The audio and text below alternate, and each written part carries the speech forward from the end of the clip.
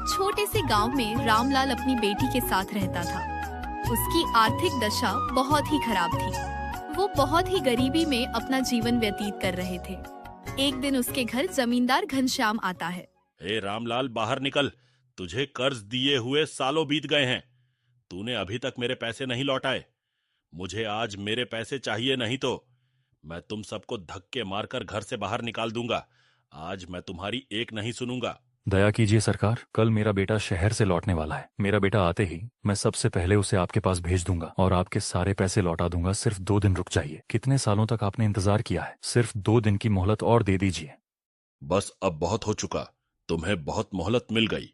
हर बार तुम यही बोलते हो कि तुम्हारा बेटा आने वाला है। सालों बीत गए, लेकिन तुम्हारे बेटे ने गांव में कदम तक नहीं रखा। लगता है तुम मेरे पैसे लौटाना ही नहीं चाहते।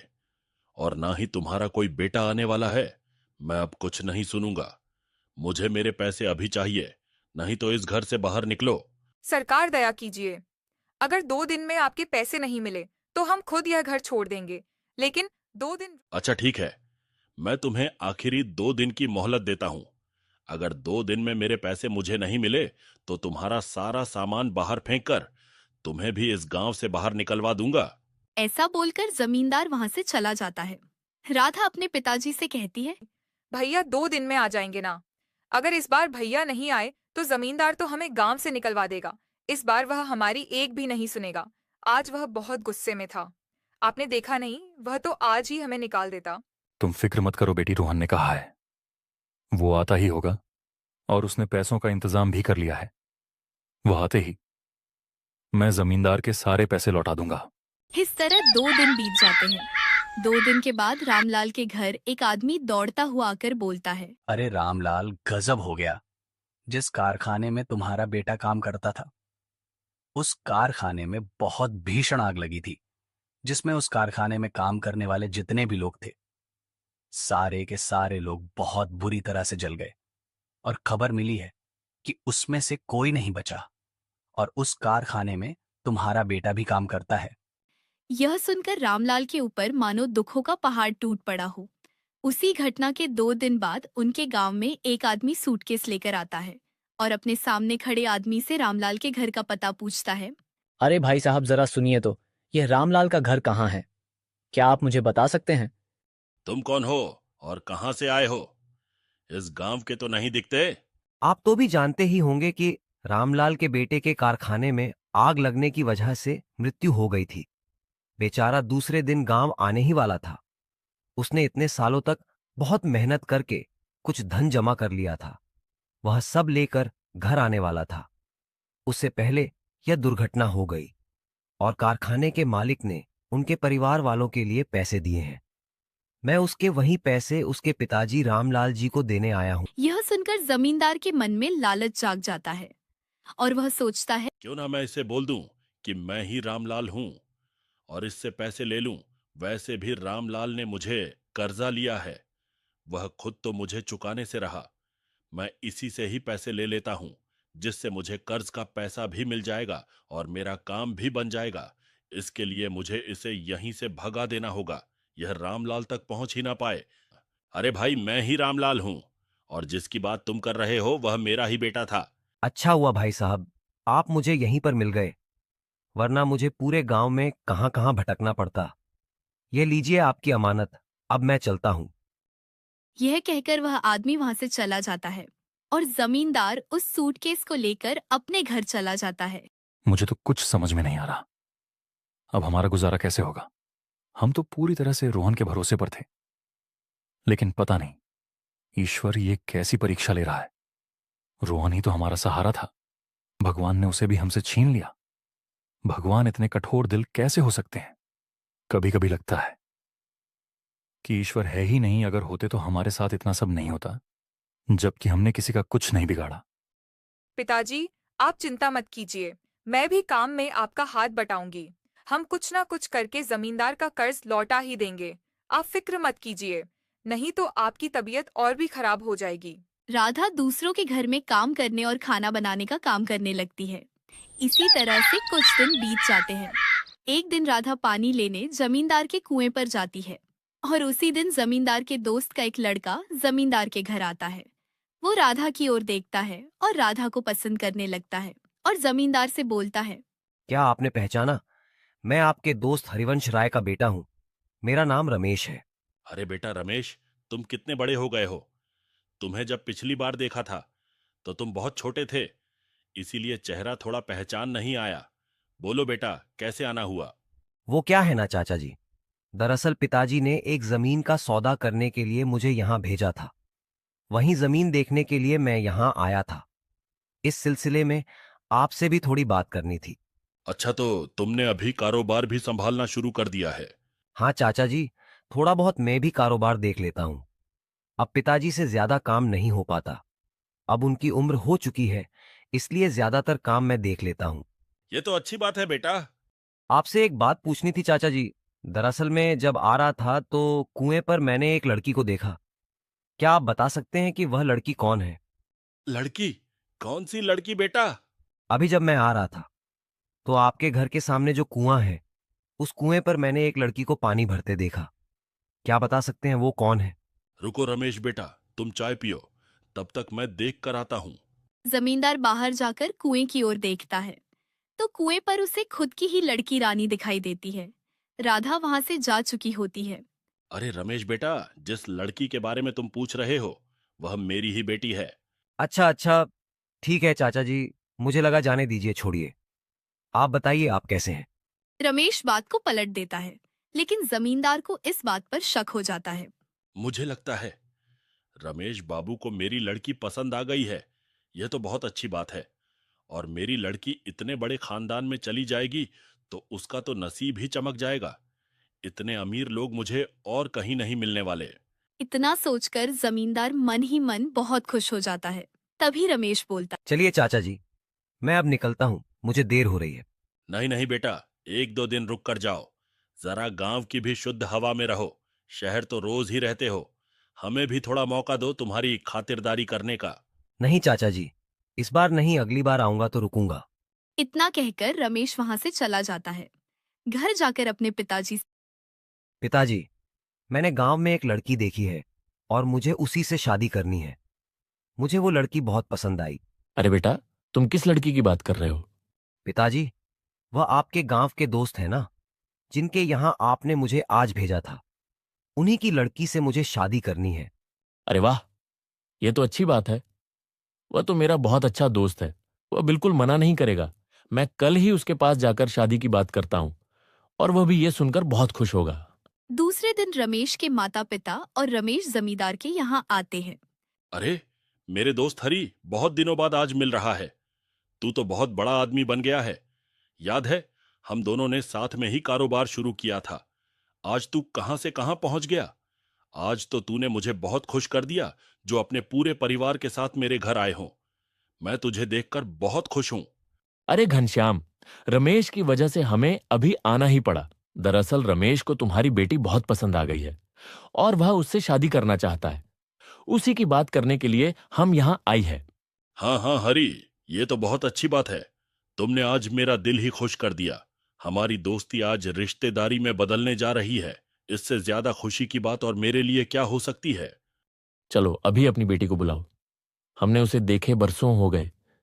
जब हमने उसे देखा था तो वह 5 वर्ष की थी।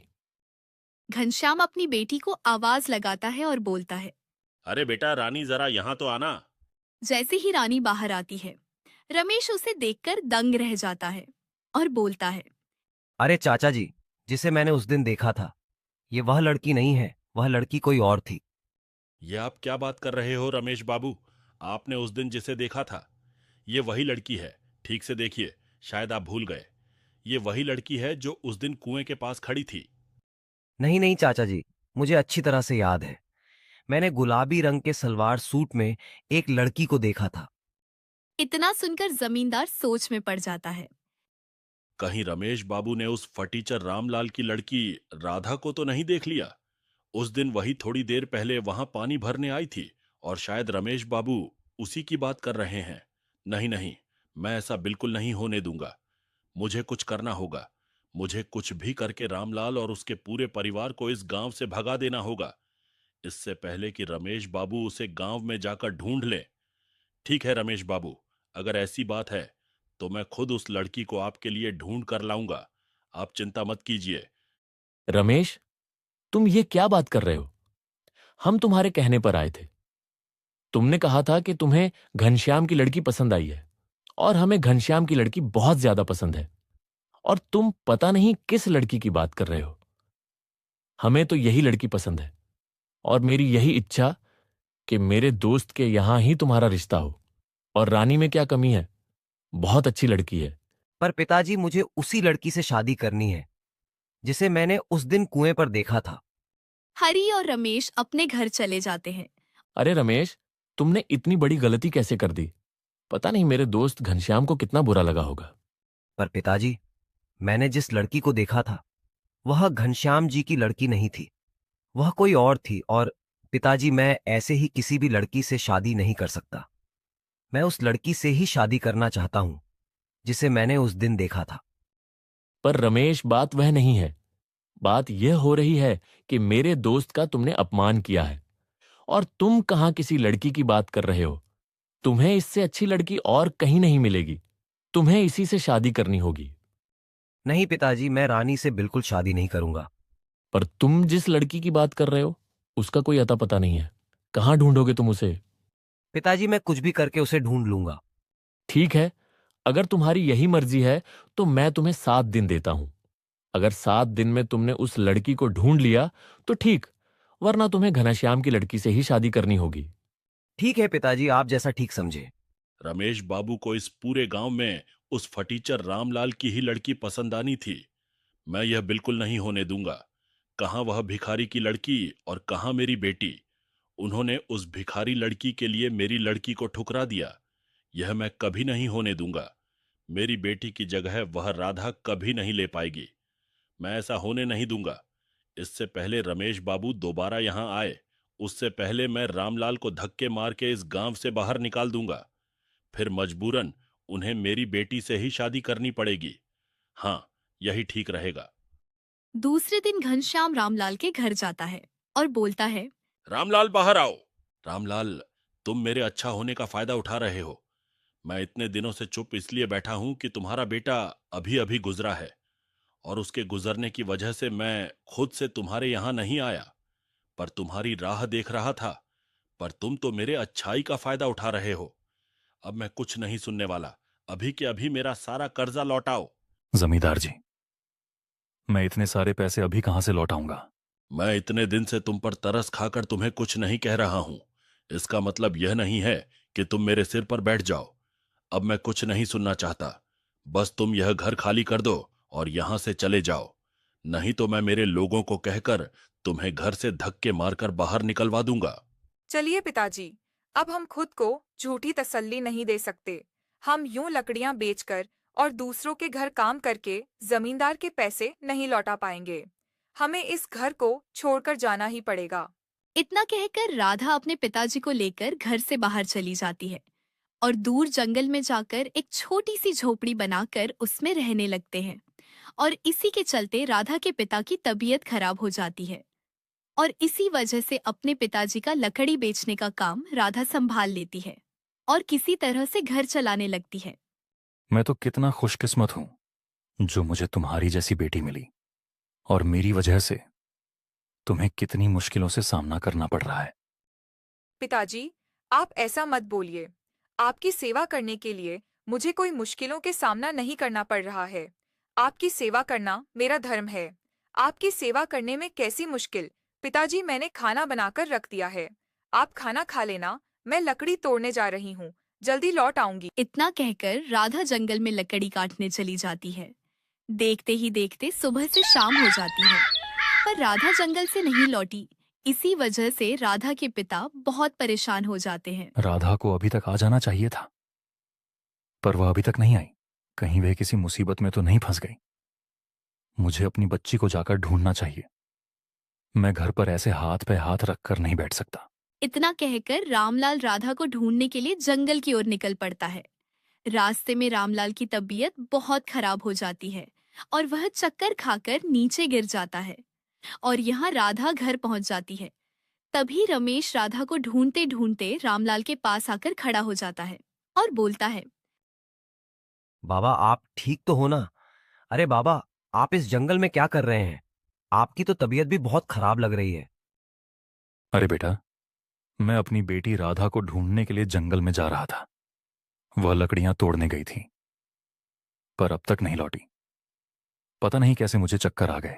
कोई बात नहीं बाबा, बस आप मुझे आपका घर का पता बताइए, मैं आपको आपके घर छोड़ देता हूँ।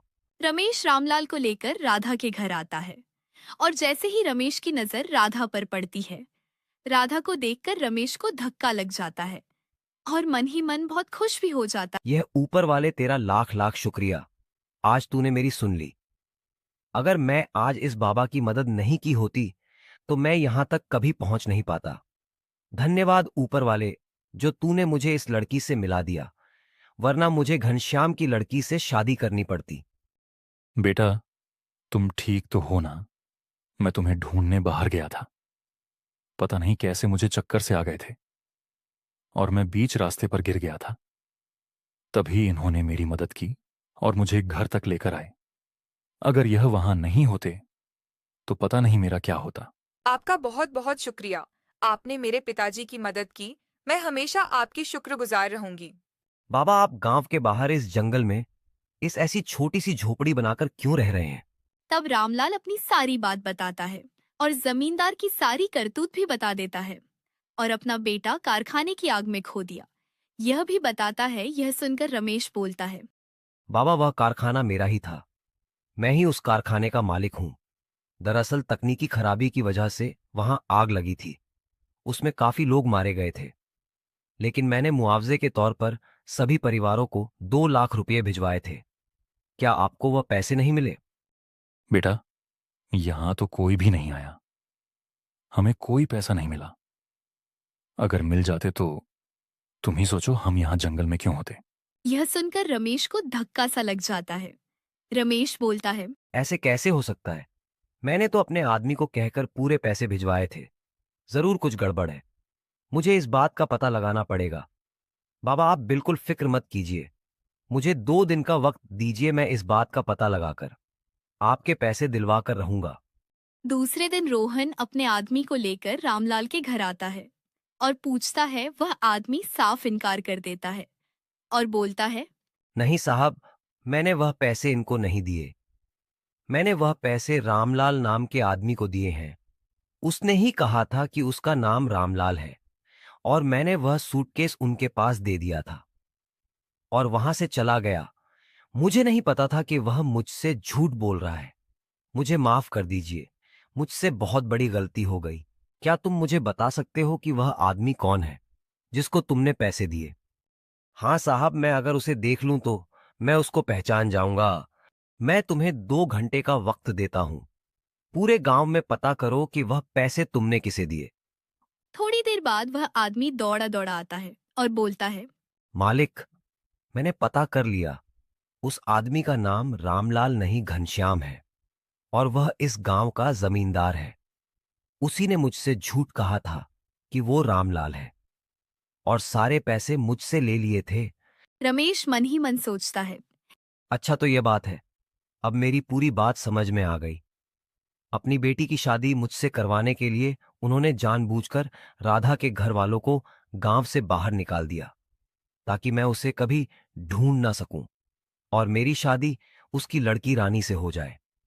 अच्छा तो अब मैं देखता हूं इसे कैसे सबक सिखाना है। बाबा, आप चिंता मत कीजिए, मैं सब ठीक कर दूंगा। जमींदार को कैसे सबक सिखाना है, आप सब मुझ पर छोड़ दीजिए, मैं सब ठीक कर दूंगा। फिर रमेश अपने आदमी को लेकर जमींदार के घर जाता है। जैसे ही जमींदार उस आदमी को देखता है, हक्का बक्का रह जाता है। तभी वह आदमी बोलता है, चाचा जी, ये सब आपने किया है। मुझे तो यकीन नहीं होता। आपने एक गरीब आदमी के हक का पैसा उससे छीन लिया। आपको पता है रोहन के पिताजी को कितनी तकलीफ झेलनी पड़ रही है। और इतना ही नहीं, आपने उनसे पैसे लेकर भी उन्हें इस गांव से बाहर निकाल दिया। आपने तो इससे सारे पैसे ले लिए थे, फिर आपने ऐसा क्यों किया? जवाब दीजिए। रमेश बेटा, मुझे माफ कर दो। मुझसे गलती हो गई।